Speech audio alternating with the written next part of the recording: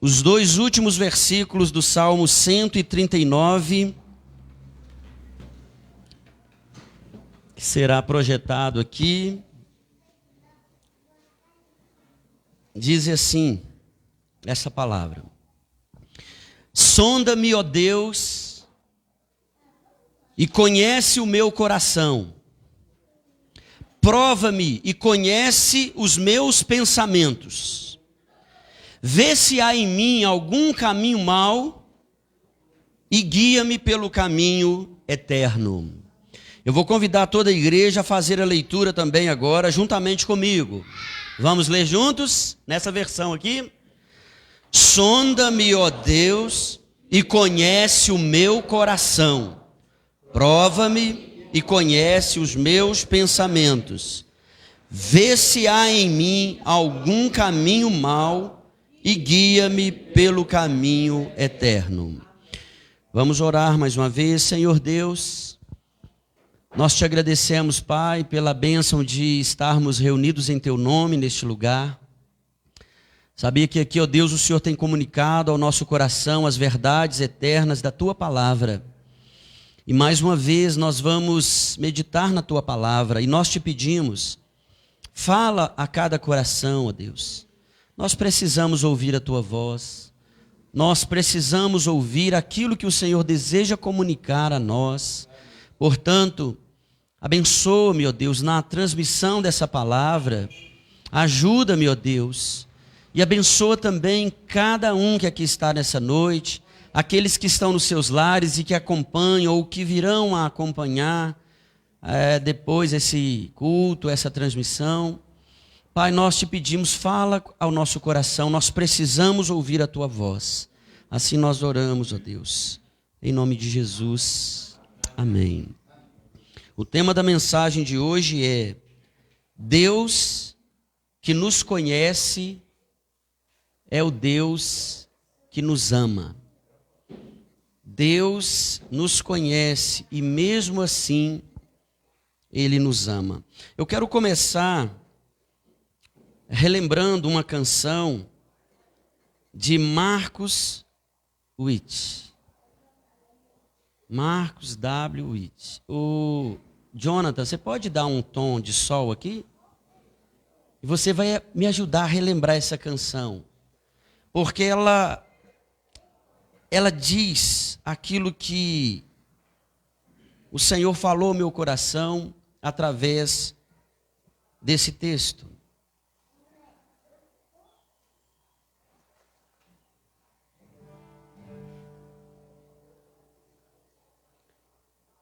Teus olhos revelam que eu nada posso esconder, que não sou nada sem Ti. Fiel Senhor, tudo sabes de mim, tudo sabes de mim. Quando olhas meu coração, tudo podes ver. Bem dentro de mim, leva minha vida a uma só verdade. Pois quando me olhas, nada posso ocultar. Sei que a Tua fidelidade,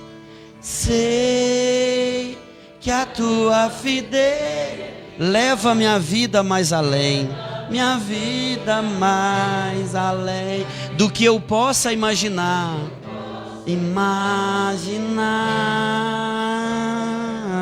Sei que não posso negar, pois quando olhas para mim, me enches com Tua paz. A verdade... Obrigado, viu, Nanato? A verdade profunda dessa canção é que Deus é soberano e sabedor de tudo na minha vida e na sua vida. É o Salmo 139 cantado, é esse atributo de Deus, de um Deus que é onisciente, um Deus que conhece, tem um saber absoluto e conhece o infinito de todas as coisas que existem nesse mundo. Deus é o nosso Deus, e Ele é um Deus onisciente, onipotente, onipresente. Interessante que esse salmo, ele é uma oração, mas quando você olha o título dele, ele é mencionado como um cântico ao mestre de canto, Salmo de Davi. É um salmo cantado, é uma oração que gera a nós um conforto de termos um Deus que nos conhece, que sabe exatamente quem nós somos e que ainda assim nos ama. Davi escreveu esse salmo, essa poesia que nos prende totalmente nas mãos de Deus. Deus nos conhece completamente e não nos rejeita, não nos condena, não nos abandona em nossa própria cobiça e erros. E refletir sobre isso é algo que liberta a gente, é algo que nos ajuda a caminhar uma vida inteira, uma vida plena, uma vida liberta, na certeza de que aquilo que geralmente nos incomoda, aquilo que geralmente nos constrange, aquilo que muitas vezes nos trava, nos bloqueia, nos oprime e pode até nos matar, é aquele medo interior da gente revelar quem a gente é de fato. Aquilo que está no coração da gente e que ninguém conhece.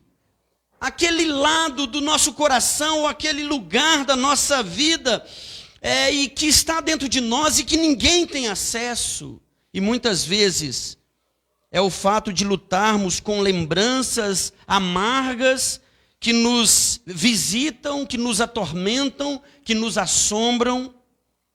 É termos muitas vezes um quarto secreto guardado a 7 chaves. Um quarto inacessível às pessoas, onde nós guardamos algumas vergonhas que a gente já passou, alguns traumas que a gente já viveu, algumas dores que a gente quer deixar bem escondida na nossa vida, porque lembrar delas dói de novo, incomoda de novo, cheira mal, nos envergonha. Mas como eu disse, a palavra de hoje é no sentido de reconhecermos de uma vez por todas que Deus, o nosso Deus, Ele nos conhece profundamente. Ele sabe tudo de cada um de nós. Mas, ainda assim, nós podemos descansar tranquilos nesse cuidado amoroso de Deus, porque Ele é fiel. Ele não vai colocar os seus medos, os seus traumas, os seus erros no telão, lá no dia do grande julgamento. Deus não é desses.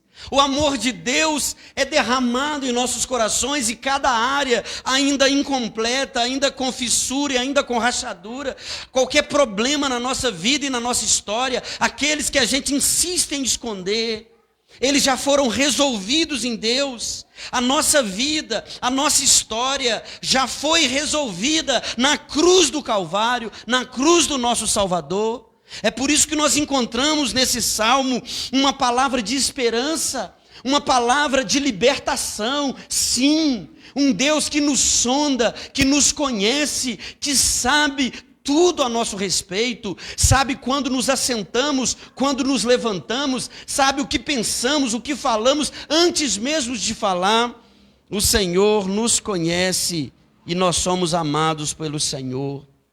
Esse salmo, como eu disse, é uma oração cantada, é um cântico de oração, e do início ao fim, o salmista está falando diretamente com Deus.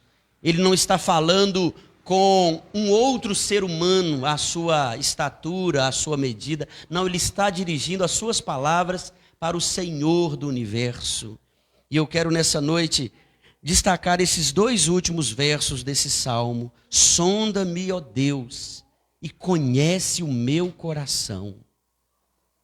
Sonda-me, ó Deus, prova-me e conhece os meus pensamentos. Só Deus pode fazer isso. Vê se há em mim algum caminho mau e guia-me pelo caminho eterno. Será que nós faríamos também essa oração a Deus? Será que nós podemos dizer: Senhor, pode me virar ao avesso? Senhor, pode entrar no quarto escuro da minha alma?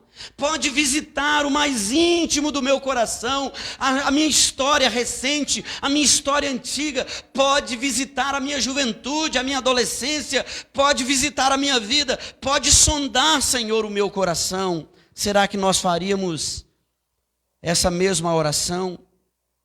Alguém certa vez disse que o coração do homem é terra que ninguém pisa. E de fato, a Bíblia diz que o coração é enganoso. O nosso coração, ele é desesperadamente corrupto.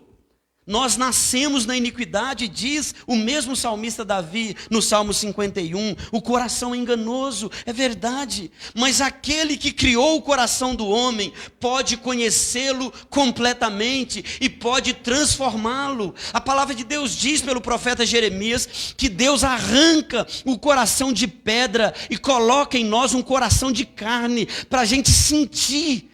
Porque nós fomos feitos à imagem e semelhança de Deus. Para que nós tenhamos sentimentos, sensibilidade para a voz de Deus, para as coisas de Deus.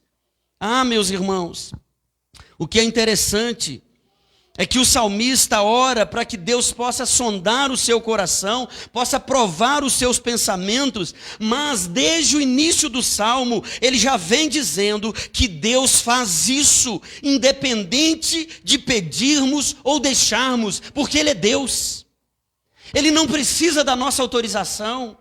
O que é lindo é que o salmista espontaneamente está dizendo: Senhor, sonda-me, ó Deus, e conhece o meu coração, prova-me e conhece os meus pensamentos, porque a conclusão que ele chegou é que Deus, Ele já faz isso. Ele já conhece, Ele sonda e conhece o nosso coração, porque Ele é o dono, Ele é o Senhor, Ele é o Senhor da nossa história, o universo está em suas mãos. Eu queria que você olhasse então os versículos iniciais.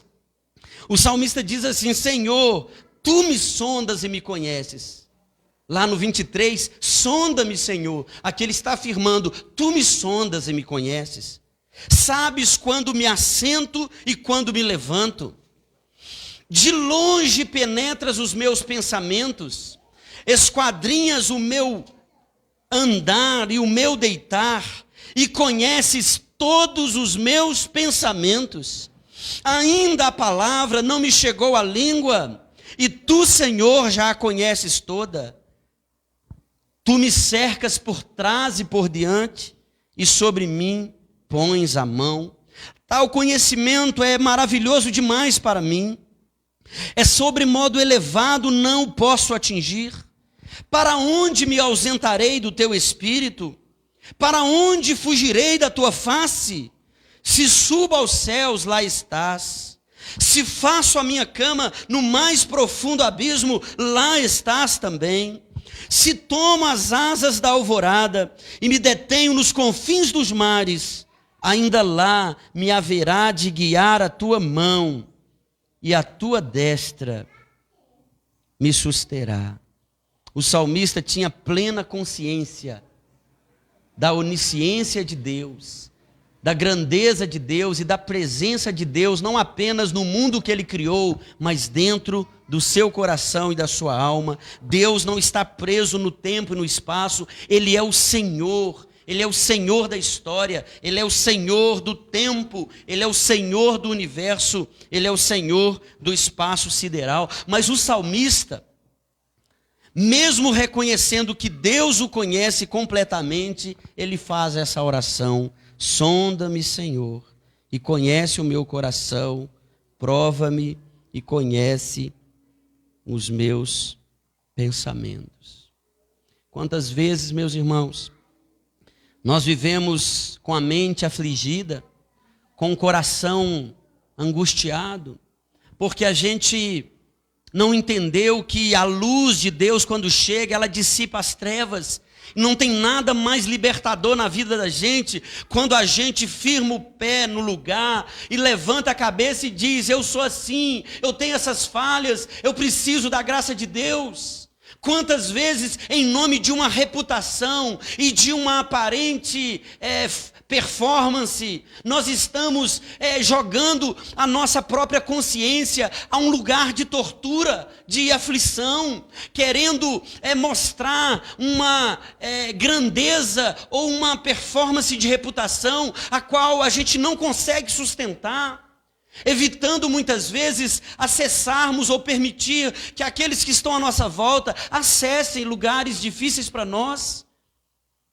E nisso o inimigo das nossas almas vai nos mantendo ali, aprisionados, adoecidos, afligidos na alma e na mente. Interessante que eu tive uma experiência recentemente. Um casal me procurou para que eu pudesse celebrar o casamento deles. Não é um casal aqui da igreja, né? E eu conversando com eles, falando sobre a importância dessa cumplicidade do casal, desse andar juntos, de terem acordo, de não ter nada pendente ou escondido de um para o outro, falando da importância de viver uma vida na luz. E ela foi e falou assim: não, pastor, eu vivi uma experiência muito inusitada. Eu falei: eu trabalho na área de saúde. E aconteceu que um moço foi hospitalizado. E o caso dele estava assim bem complicado e a gente preocupado com a saúde dele. Mas ele nos chamou lá e falou: olha, eu só vou autorizar a entrar para me visitar a minha mulher. Anota o nome dela aí, só ela que pode vir. E outra coisa, esse meu celular não pode ir para a mão de ninguém da minha família, nem da minha mulher. Tranca ele, pediu para colocar ele num escaninho com chave e não liberar, nem se ele morresse. Olha só, eu falei: é mesmo? Aí eu fiquei interessado na história, né? Conta, menina. Ele viveu, ele morreu, como é que foi? Ah, pastor, nem te conto. Aí foi, a nós falando a vida dos outros. Aí ela disse que alguém chegou na portaria para visitar. E aí, era a amante dele. Era a amante dele. Conta, menina. Era a amante dele. E aí eles ficaram assim: fulano, não, de jeito nenhum. Não autorizo ela a subir, não. Só minha mulher. Só minha mulher. Não deixa ela subir, não. Não deixa ela subir, não. Aí eu fiquei pensando: meu Deus do céu, a pessoa está ali com o coração afligido, né, enfermo, sofrendo ali um problema de saúde grave, mas ele está também direcionando a sua energia para tentar guardar num lugar escondido alguma coisa que nem deveria ter acontecido. Ou talvez era a oportunidade dele consertar aquilo, chamar a esposa e falar: meu bem, eu errei com você. Eu vacilei, eu pisei na bola. Você pode acabar comigo, você pode ficar brava comigo, mas eu preciso pôr isso aqui na luz. Me perdoa. Eu errei com você, mas não, ainda assim, num vale de sofrimento, num risco de morrer, esse homem fez o último pedido dele, né? Não entregue esse celular nem para minha mulher, nem se eu morrer. E eu fiquei preocupado, pensando: será que ele morreu? E aí, entregaram ou não? Eu queria cenas dos próximos capítulos. Mas ela não sabia mais. Irmãos, quantas situações assim a gente acaba percebendo que as pessoas vivem. Que vida perturbada é essa?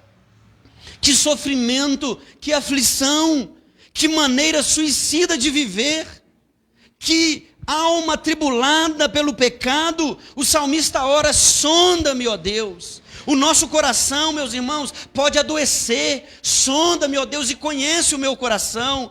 O nosso coração pode adoecer por abrigar algo que é mal. E é exatamente o resultado que o salmista visa. Vê se há em mim algum caminho mau e guia-me pelo caminho eterno. Algumas lições aqui desse texto para nós. Primeiro, todos nós podemos ter no coração algum caminho mau e precisamos da ajuda de Deus para nos livrar dele. Eu vou repetir. Todos nós podemos ter no coração algum caminho mau e precisamos da ajuda de Deus para nos livrarmos dele. Um caminho mau pode ser um ódio abrigado no coração por alguém.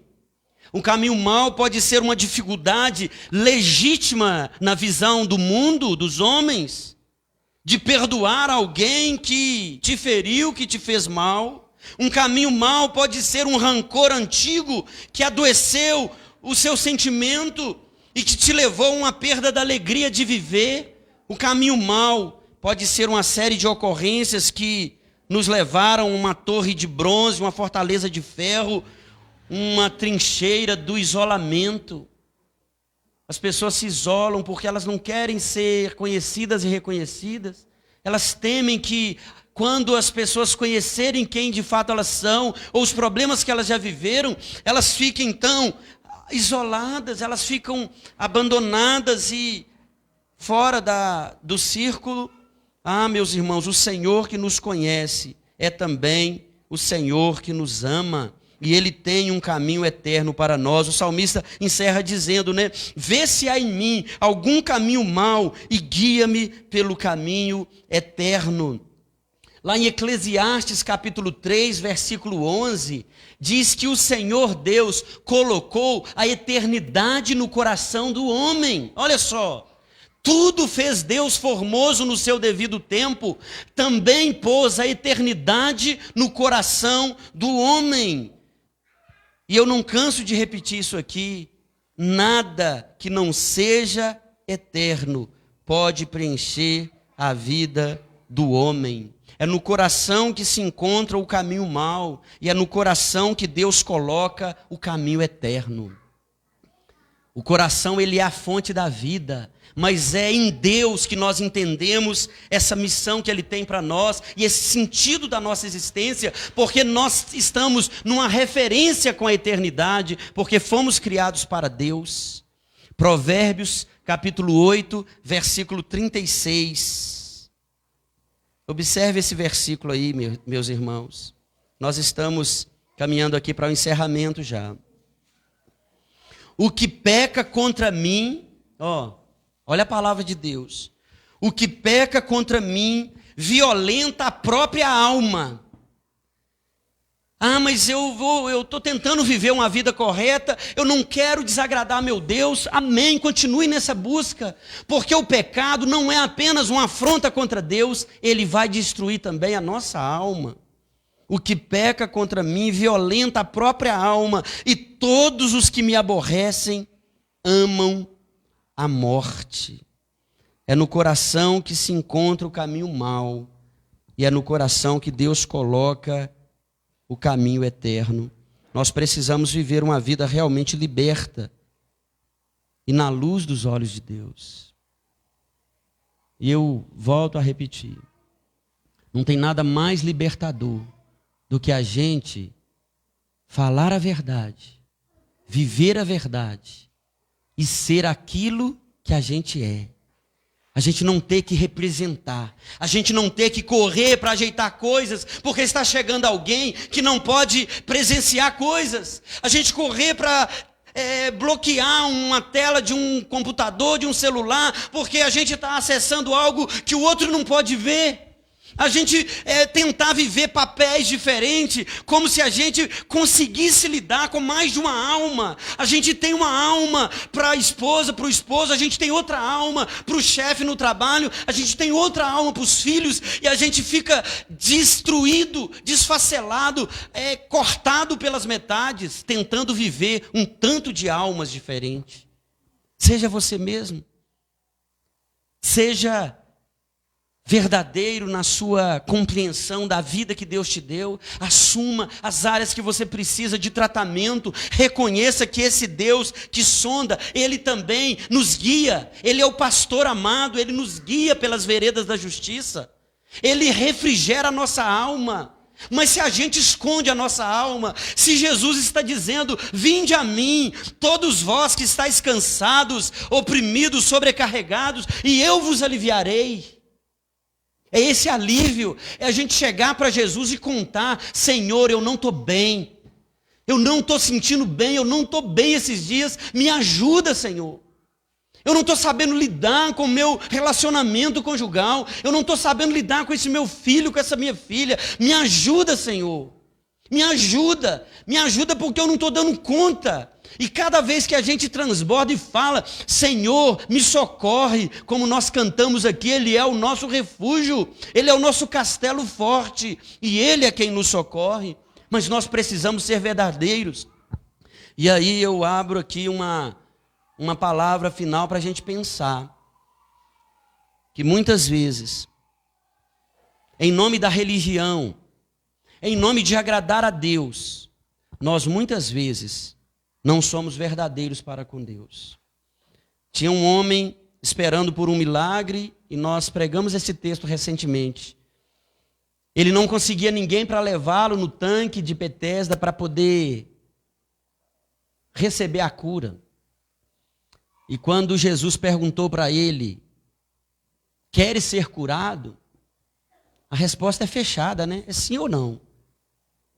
Ele não respondeu nem sim nem não. Ele disse: não tem ninguém para me levar para aquele tanque ali. Tipo assim, para que você está me perguntando? Ao invés dele responder: sim, Senhor, eu quero ser curado. Às vezes nós fazemos assim também. Que queres que eu te faça? Lembra do cego Bartimeu? Só que a gente continua fingindo que está tudo bem, para preservar um status quo, uma situação que a gente teme perdê-la. Mas é nesse lançar em dependência de Deus e em certeza desse amor, desse cuidado dele, que nós somos libertos. Porque uma coisa que o Satanás faz e faz bem é nos acusar. Ah, você está na igreja? Ah, você está aí tocando, cantando? Você está aí mexendo no data show? Você está aí pregando? Você está aí na escala dos diaconal? Ah, mas eu sei o que você anda fazendo. Eu conheço você. Olha só, Deus nos conhece e nos ama. O diabo, ele é sujo. E ele acompanha nosso caminhar para nos acusar diante de Deus. Para nos oprimir, para nos manter escravos. E quando ele vier com a acusação, você só diga para ele assim: eu já falei para o meu Deus, ele já sondou o meu coração, ele já conhece, ele é o meu pai, eu conto tudo para ele, eu não estou escondendo nada dele não. E isso vai libertar você de uma vida perturbada, de uma mente afligida, de um coração angustiado. E você vai poder viver essa verdade que liberta, é conhecer o Senhor como aquela mulher samaritana, que talvez constrangida disse: eu não tenho marido.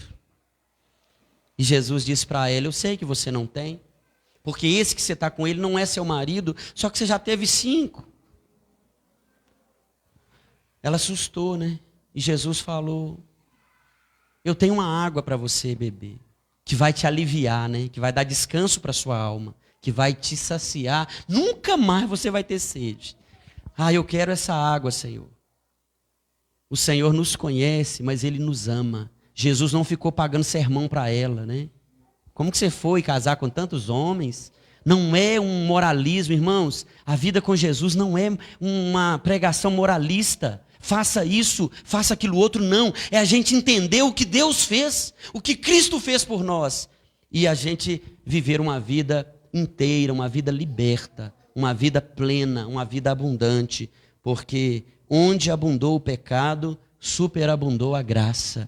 E é no conhecer o nosso coração e encontrar ali as fissuras, os erros e os caminhos maus, é que o Senhor vai gerando em nós uma nova consciência, uma nova maneira de viver e dando a nós esse novo coração que é dado pela graça e a misericórdia de Deus. Amém?